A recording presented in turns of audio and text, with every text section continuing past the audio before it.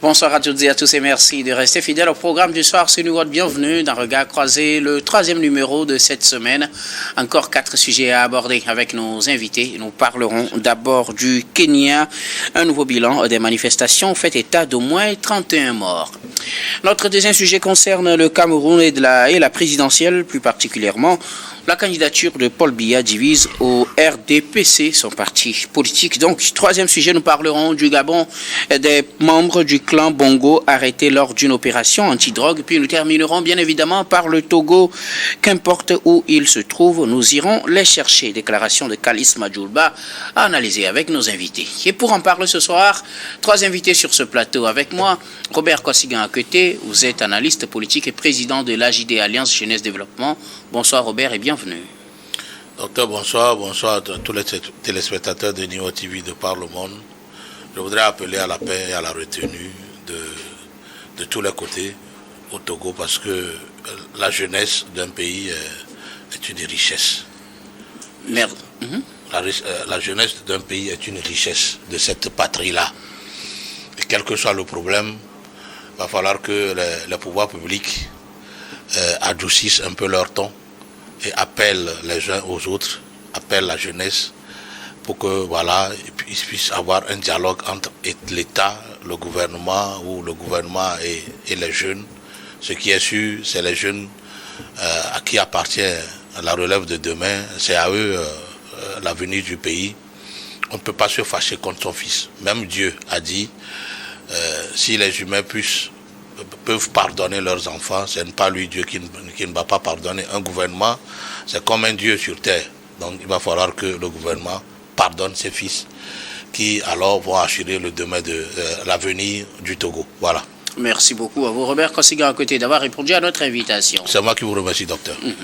À côté de vous, Firmin Teko Agbo, vous êtes chroniqueur politique, directeur du Centre de géopolitique internationale qui porte votre nom. Firmin Teko Agbo, bonsoir et bienvenue. Bonsoir Guillaume Ho, merci de m'avoir invité. Merci beaucoup à vous, Firmin, d'avoir répondu à notre invitation. C'est tout un honneur. Notre 3e invité ce soir, Pasteur Edo Komi, vous êtes le président du mouvement Martin Luther King, également le premier adjoint au maire de la commune Golfe 2. Bonsoir Pasteur et bienvenue. Et bonsoir docteur, bonsoir à mes co-débatteurs, bonsoir au peuple togolais. Je voudrais juste placer un mot pour dire que la tension monte. Le Togo n'a pas besoin de ça. Ce que nous avons de plus cher, c'est ce pays. Et ceux qui ont la responsabilité de diriger ce pays doivent savoir raison garder. Parce que les hommes passent, mais le Togo reste et demeure. Après nous, que ça ne soit pas de déluge. Merci. Après nous, que ça ne soit pas de déluge. Merci beaucoup à vous, Pasteur Edo Komi, d'avoir répondu à notre invitation. C'est un plaisir pour moi. Avec vous, nous allons aborder notre premier sujet. Nous prenons la direction de Kenya, plus précisément Nairobi, la capitale où la tension continue de monter. Après, au cours de cette nouvelle semaine de manifestations, il y a de cela 1 an, des manifestations avaient éclaté à Nairobi et dans d'autres villes du Kenya pour contester la loi des finances. Et depuis là, le ton n'a pas réellement baissé dans ce pays. Et ceci se couple facilement avec la célébration du 35e anniversaire de cet événement qui a porté le pays dans le multipatrisme, ce qu'ils appellent le Saba-Saba. Dans les années 90, les manifestants sont encore dans les rues pour réclamer de meilleures conditions de vie, mais aussi le départ du président William Ruto. Dans la foulée, on dénombre 31 morts au moins dans ces nouvelles manifestations. Nous en parlons avec nos invités. Je commence par vous, Robert Kossigan Aketé. La situation devient de plus en plus compliquée au Kenya. Il y a de cela 1 an, on avait dénombré une 60aine de morts lors des manifestations contre les nouvelles taxes que voulait imposer le président William Ruto. Les manifestations continuent dans ce pays. 31 morts pour ces nouvelles manifestations démarrées ce lundi. Je pense que le président Ruto a commencé sur une fausse note sa présidence au Kenya. Parce que vous savez, quand vous dirigez un pays et que il y a des manifestations et il y a mort d'hommes, je pense quand même qu'il faut réfléchir, il faut revoir votre mode de gouvernance. C'est vrai que le Kenya n'a pas été toujours un pays calme. Je me souviens de cette élection qui a porté à la tête du Kenya l'ancien président Jomo Uhuru Kenyatta. Ce n'était pas du tout facile, il y avait eu beaucoup de morts. Cette affaire de soutien de Raila Odinga et de Uhuru Kenyatta a occasionné beaucoup de morts, ce qui a même occasionné son interpellation au niveau de la Cour pénale internationale, où il est parti témoigner dans ce dossier-là. Mais il a su trouver alors les alchimies pour calmer les ardeurs, et surtout ce qui a fait qu'il a su ramener auprès de lui Raila Odinga, qu'il a même soutenu à la fin de son deuxième mandat pour qu'il y ait la paix. Voilà, Ruto a pris les rênes du Kenya, mais jusqu'alors, je pense qu'il n'a pas encore l'alchimie pour ramener la paix et le calme au Kenya. Et 31 morts, c'est de trop, c'est des morts de trop. C'est de perte de vie humaine de trop, et il va falloir que les premières autorités du Kenya puissent se remettre en cause et trouver ce pourquoi les manifestations continuent, et trouver alors des solutions idoines à cette crise pour qu'il y ait la paix et que voilà, aucun Kenyan ne tombe plus sous les balles de la police kenyane. C'est des morts de trop. Il va falloir que voilà, il y ait aussi une commission d'enquête, soit parlementaire ou une commission indépendante pour enquêter et connaître les mobiles qui a occasionné la mort d'hommes. Et s'il y a des sanctions à donner, il faudrait que voilà, les gens soient sanctionnés et punis sévèrement pour que voilà, les gens ne puissent pas sortir pour manifester et tomber sous les coups de balle. Quand on lit un peu le texte, on va voir que même la fois dernière, quand les gens étaient sortis le mardi, c'est vrai que les policiers étaient partis alors couper alors les voies qui mènent vers la ville, mais malgré alors ces obstacles dressés par la police, les manifestants ont forcé et il y a eu des morts. Il va falloir que, avant que voilà, ces corps ne soient enterrés, on enquête pour trouver ceux qui ont vraiment tiré sur les manifestants et pourquoi ils ont tiré. Il faudrait qu'ils soient punis devant la loi, parce que pour rien au monde, les gens ne peuvent pas sortir manifester. Les manifestations sont d'abord autorisées par les constitutions de nos pays. Alors, les gens sont libres de manifester. Et même s'ils sortent des cadres, il est dit que voilà, les forces de sécurité doivent alors encadrer les manifestations. Donc ça ne peut pas dégénérer pour occasionner des morts d'hommes. Quand il y a mort d'hommes, ça veut dire que quelque chose n'a pas marché. Donc il va falloir que les auteurs de ces tueries-là soient punis sévèrement selon la loi, et que voilà, les autorités puissent apporter alors de l'eau au moulin des manifestants pour qu'il y ait la paix, que voilà, qu'il y ait un peu de calme au Kenya. Merci beaucoup à vous, Robert Kosigan. Firmin Teko Agbo, la Commission nationale des droits de l'homme du Kenya a fait un nouveau bilan pour la mise à jour du bilan des manifestations de ce début de semaine. Pour ce lundi, le bilan a été revu à la hausse, 31 morts. Ces manifestants réclament de meilleures conditions de vie et aussi le départ du président William Ruto. Des manifestations qui se déroulent depuis pratiquement un an, parce qu'il y a cela un an, ils manifestaient en 2024 contre la loi des finances, une loi que le président a dû retirer, mais ce n'était pas suffisant pour calmer les ardeurs. Et cela reprend cette année avec plusieurs événements qui se sont succédés, la commémoration du Saba-Saba, l'avènement du multipartisme dans ce pays, mais aussi la mort à détention de ce jeune enseignant ou blogueur qui a été arrêté parce qu'il avait critiqué le numéro 2 de la police, et aussi les conditions de vie difficiles au Kenya. Non, seulement, j'ai lu deux choses. La première chose, c'est la résurgence de la crise.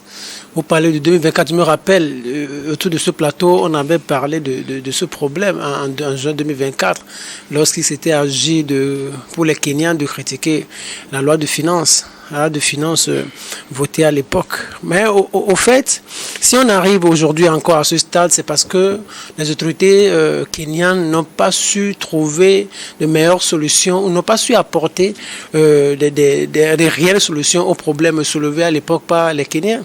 Le problème était simple. les conditions de vie difficiles. C'est très simple. Si on avait, au-delà du retrait du test relatif à la loi des finances, si on avait essayé après de poser ou de proposer aux Kenyans de grandes orientations sur le plan social, sur le plan économique, pour alléger un tant soit peu leur quotidien, pour permettre à ce que l'argent circule un peu dans le pays, pour leur permettre à l'époque de pouvoir subvenir convenablement à leurs besoins. Si on avait réglé ce problème-là, aujourd'hui, je ne pense pas que si vous appelez un seul Kenyan, il descendrait dans les rues. C'est parce que le réel problème demeure. Ils ont cru à un moment, les autorités, elles ont cru à un moment donné qu'en retirant simplement le test, la situation allait être calmée, ce qui n'est pas le cas. Et aujourd'hui, près d'un an, pratiquement un an après, on revit presque la même situation. La forme, c'est quoi? C'est parce que ça s'abat, tout ça. Ça, ce n'est que la forme. Sinon, le fond même, c'est ce que les gens dénonçaient en 2024, c'est ce qu'ils reproduisent aujourd'hui encore.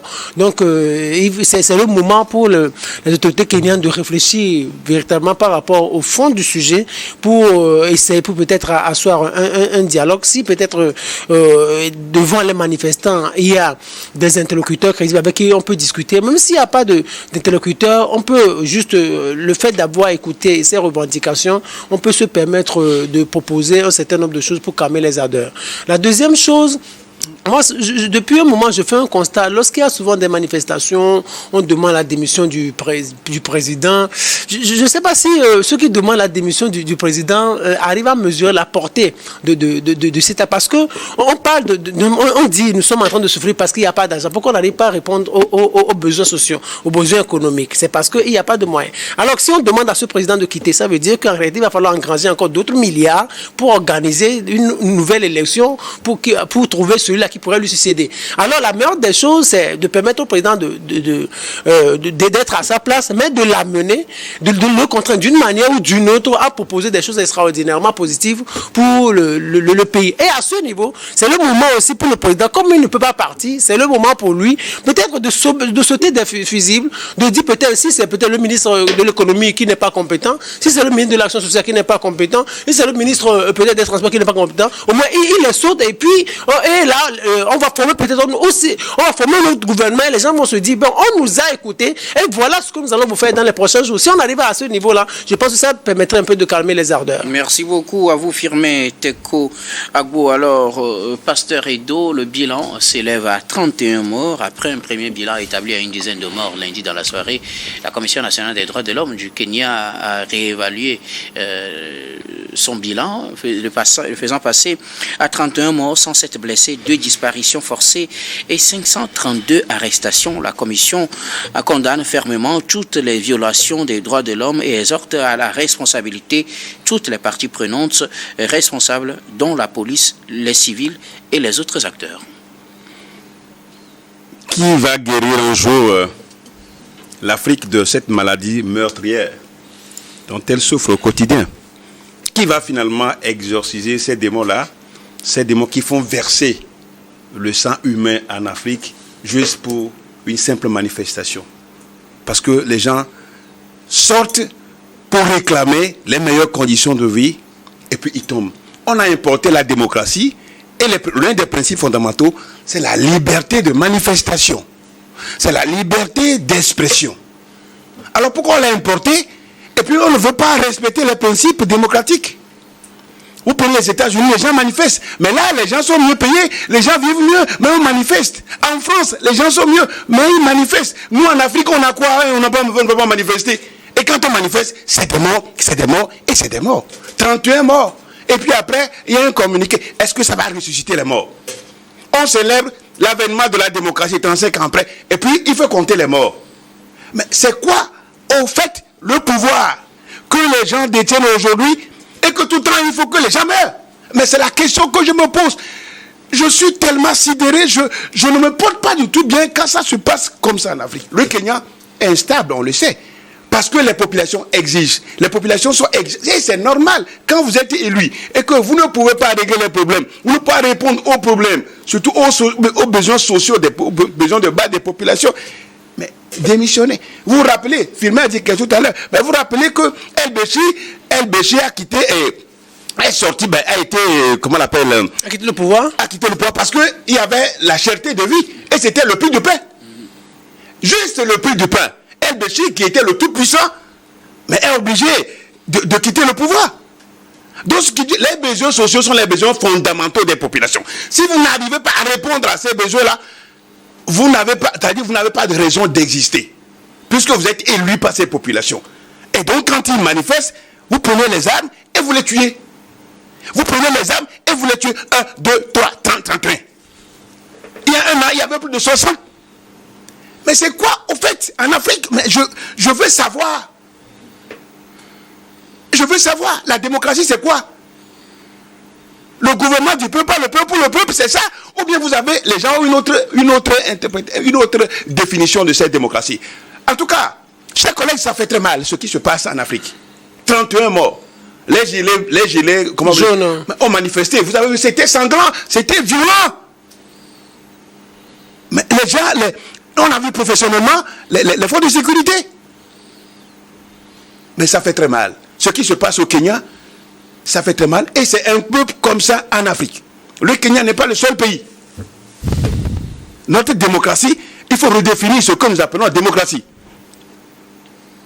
Sinon, mais les gens vont mourir, les vies sont banalisées. Et puis on vient faire sortir un communiqué pour appeler les uns, alors que, est-ce que ça va ressusciter? Pour ressusciter les 31 morts? Vous auriez aimé que la Commission nationale des droits de l'homme ne fasse même pas de bilan ou comment? Non, ce n'est pas ça. Il faut toujours, quand il y a une manifestation sanglante, meurtrière, il faut faire le bilan. Mais ça, c'est le bilan macabre qu'on arrive à faire. Et ça va servir à quoi? C'est vrai quand même, il faut connaître, il faut situer les responsabilités. Et ça, c'est un pays anglophone. Et il faut redéfinir le Kenya. Merci. Le Kenya, tout le Kenya a refait totalement. Merci comme tous les autres pays d'Afrique. Merci beaucoup à vous, Pasteur Ido, et à vous aussi, chers invités. Nous allons marquer la première pause, puis on reviendra tout à l'heure pour la suite de cette émission.